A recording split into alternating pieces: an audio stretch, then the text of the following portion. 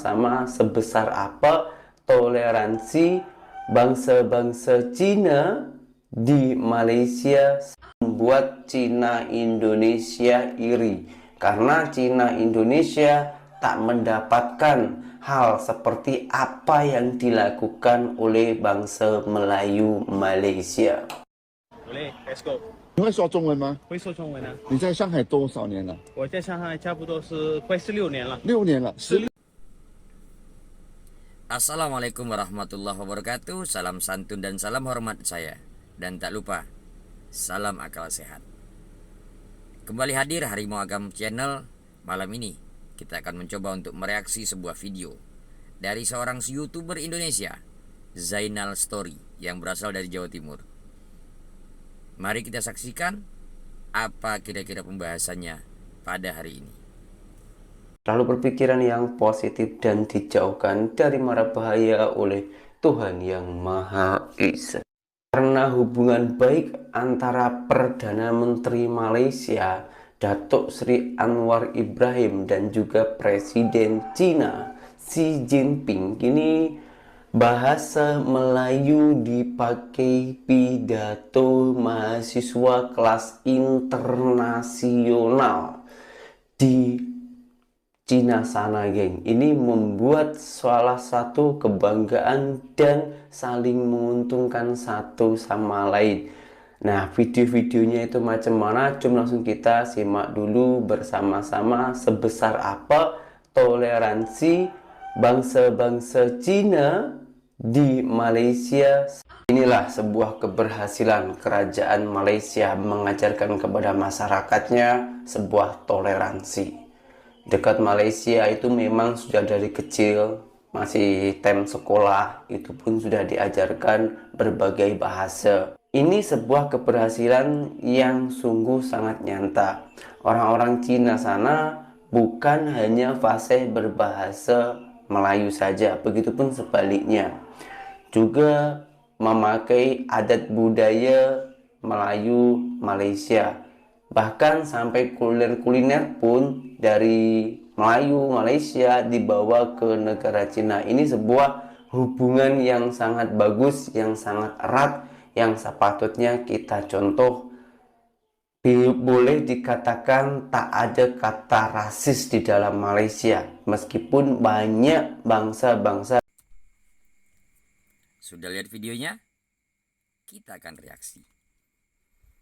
Ada beberapa poin yang saya ambil dari video tersebut. Pertama, masalah statement toleransi. Yang kedua, masalah diskriminasi. Tapi video yang dilampirkan dalam penjelasan itu adalah yang pertama, video pertandingan pidato oleh mahasiswa jurusan bahasa asing, lebih tepatnya bahasa Melayu di universitas di Cina. Jadi warga Cina yang mengambil jurusan bahasa asing yaitu bahasa Melayu di universitas Cina mengadakan pertandingan pidato.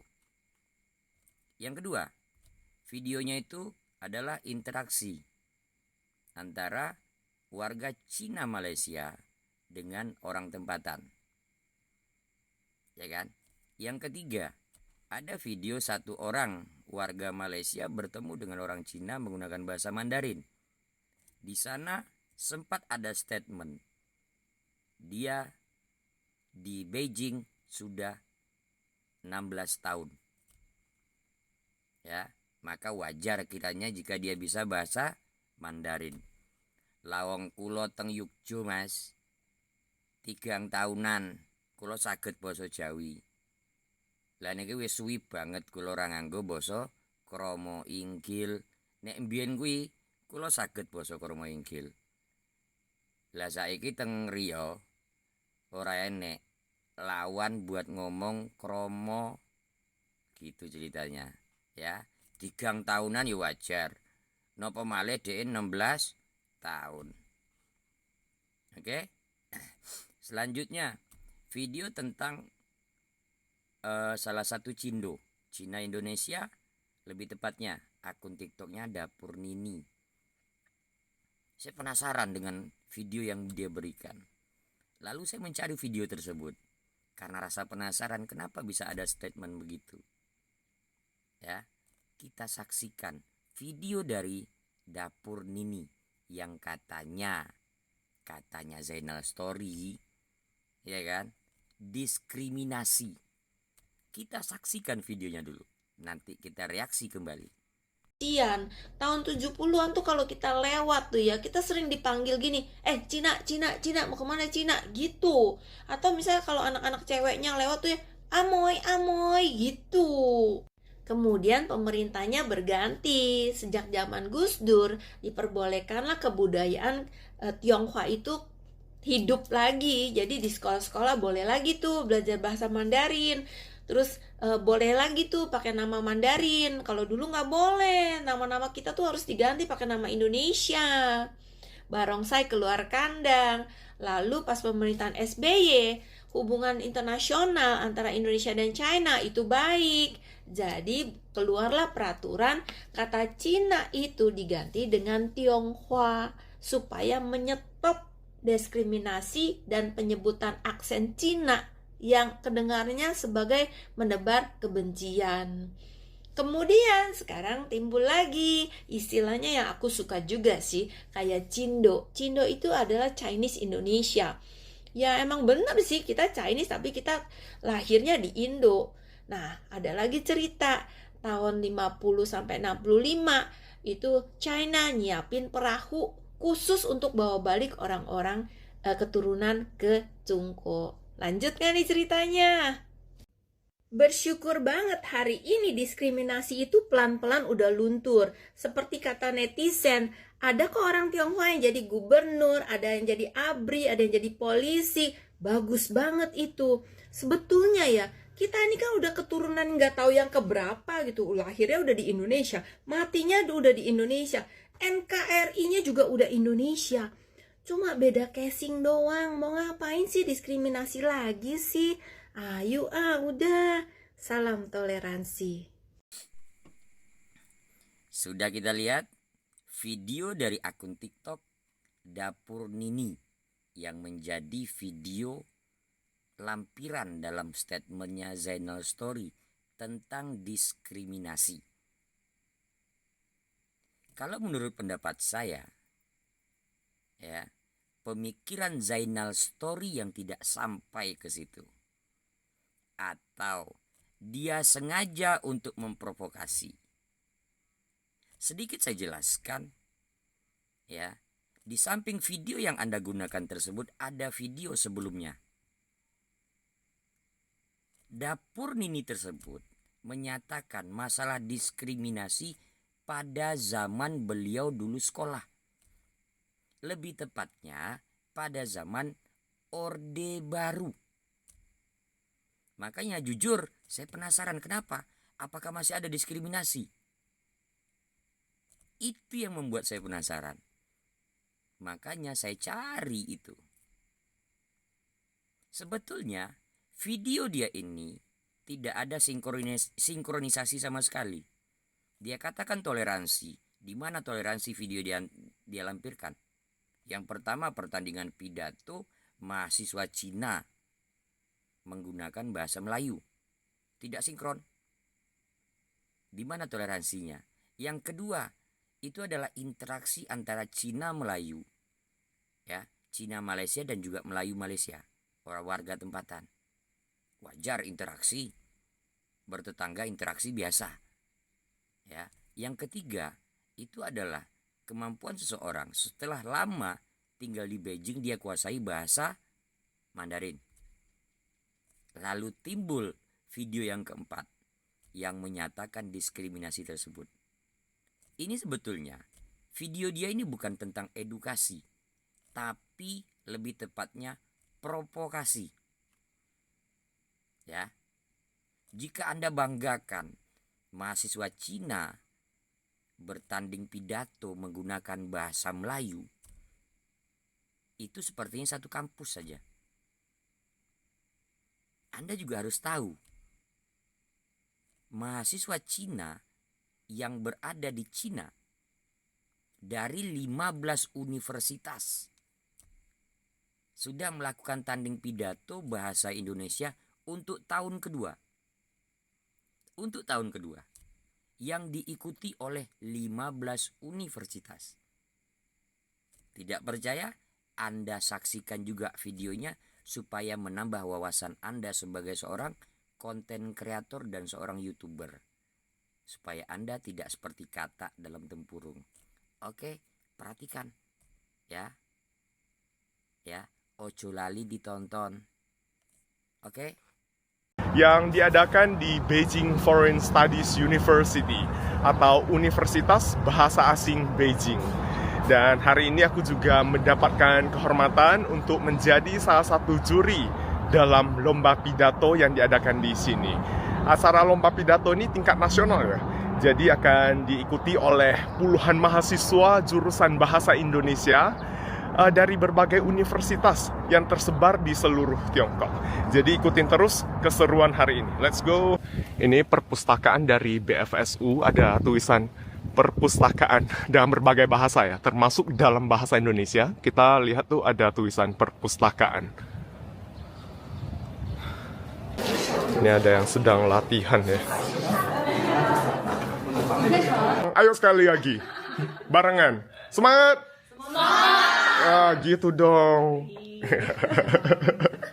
Bapak, Ibu Dewan Juri yang saya muliakan, hadirin sekalian yang saya hormati dan teman-teman sekalian yang saya kasihi. Selamat siang. Terima kasih atas kesempatan yang telah diberikan kepada saya. Pada kesempatan ini, izinkanlah saya berbicara tentang sebuah topik yang tak hanya penting, tapi juga menarik. Bagaimana kita belajar bahasa Indonesia di era digital dan kecerdasan buatan yang sangat pesat ini? Di era ini, cara kita belajar bahasa Indonesia semakin fleksibel dan beragam. Dulu, kita harus duduk lama di meja. Sementara sekarang, pembelajaran bahasa Indonesia menjadi lebih terfragmentasi dan interaktif. Kita bisa belajar melalui podcast atau aplikasi kosakata saat pulang pergi di jalan atau mengantri. Kita juga bisa berkomunikasi langsung dengan teman-teman Indonesia di aplikasi media sosial. Sebagai contoh, saya sendiri sering belajar kosakata baru di aplikasi kosakata seperti Duolingo sambil menunggu antrian di kantin kampus yang penuh orang. Saya juga sering ngobrol dengan teman-teman Indonesia di aplikasi media sosial seperti HelloTalk dan membagikan video-video bahasa Indonesia yang menarik.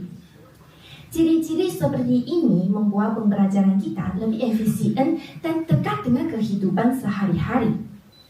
Namun, ada juga sisi yang negatif. Kelebihan informasi juga menjadi ciri khas di era ini. Dulu, kita kesulitan mencari bahan yang tepat. Tapi sekarang, kita bingung memilih di antara banyaknya sumber. Di YouTube, ada banyak kanal yang mengajarkan bahasa Indonesia. Namun, ketika saya ingin belajar satu tata bahasa lewat YouTube, saya bisa menemukan puluhan video dengan penjelasannya berbeda-beda. Ada yang menjelaskan begini, ada yang begitu. Seringkali penjelasannya tidak sama, akhirnya saya malah bingung.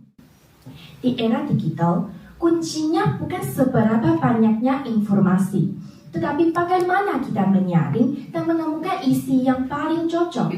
Saya ingin mengakhiri pidato saya dengan sebuah peribahasa Indonesia.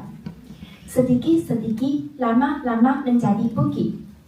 Seperti pesan peribahasa tersebut, meskipun teknologi membuat pembelajaran kita lebih efisien, tapi belajar bukanlah sebuah proses serba instan. Dengan belajar selangkah demi selangkah dengan cermat dan tekun, barulah kita bisa mengumpulkan pengetahuan dengan baik pada akhirnya. Sudah disaksikan videonya? Itu adalah pertandingan pidato tingkat nasional di Cina yang diikuti oleh 15 universitas. Ya, yang ada jurusan bahasa internasional, lebih tepatnya bahasa Indonesia. Itu pertandingan pidato untuk tahun kedua. Oke? Ya. Anda ceritakan, Anda berkata, bagaimana Cina di Malaysia menggunakan bahasa Melayu. Ya kan? Itu wajar. Ya kan? Karena sebagai warga negara seharusnya belajar bahasa kebangsaannya. Cina Indonesia lebih mantap lagi, lebih TOP lagi, top Marco top. Kenapa saya katakan begitu? Cina Indonesia ya, bukan hanya bisa bahasa Indonesia. Cina Indonesia bisa bahasa daerah di mana mereka tinggal. Yang Cina di Jawa Barat, orang itu bisa bahasa Sunda. Lah, Cina neng Jawa saged basa Jawi. Ya, bukan cuma bisa bahasanya, bahkan nyanyi Jawa pun bisa. Jangankan Cina, Londowe teng Malioboro, Yogyakarta. Nek sampean dolan ning Malioboro, petukan karo Londo, lah wong kuwi malah saged basa krama. Begitu orang itu mencintai bahasa Indonesia. Bukan hanya warga negara Indonesia, warga negara asing pun berlomba-lomba untuk belajar bahasa Indonesia. Anda kurang literasi. Ya kan?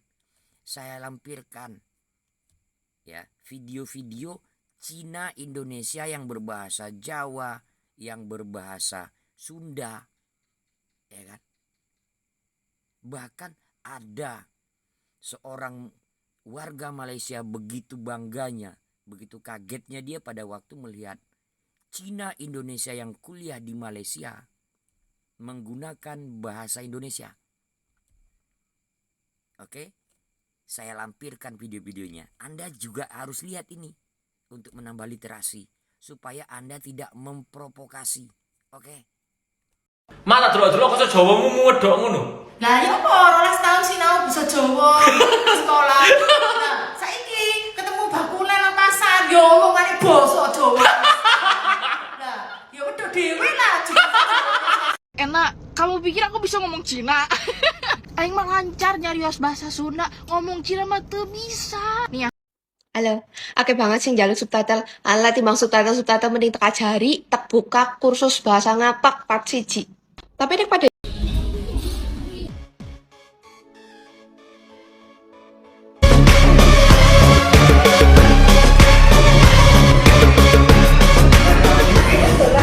mau tumpang tanya? Asal mana? Dari Indonesia tadi. Oh iya ga? Kata sini mau belajar.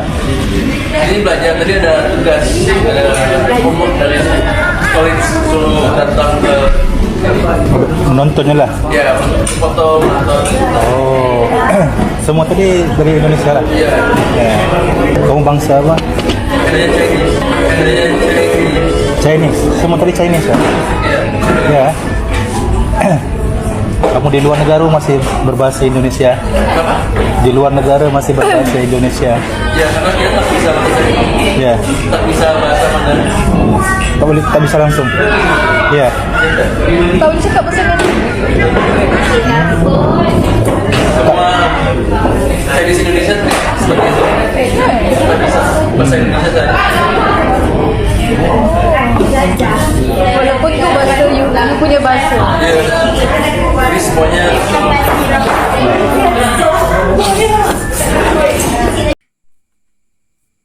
Sudah disaksikan. Cina Indonesia bukan hanya bahasa Indonesia mereka kuasai. Bahkan bahasa daerah di mana tempat mereka tinggal pun mereka bisa. Ya. Jika Anda katakan diskriminasi, itu zaman Orde Baru. Anda kurang jeli dalam mengambil intisari maksud dari video Dapur Nini. Penilaian saya, konten-konten Anda sedikit pun tidak ada edukasinya di situ. Konten-konten Anda hanya bersifat provokasi.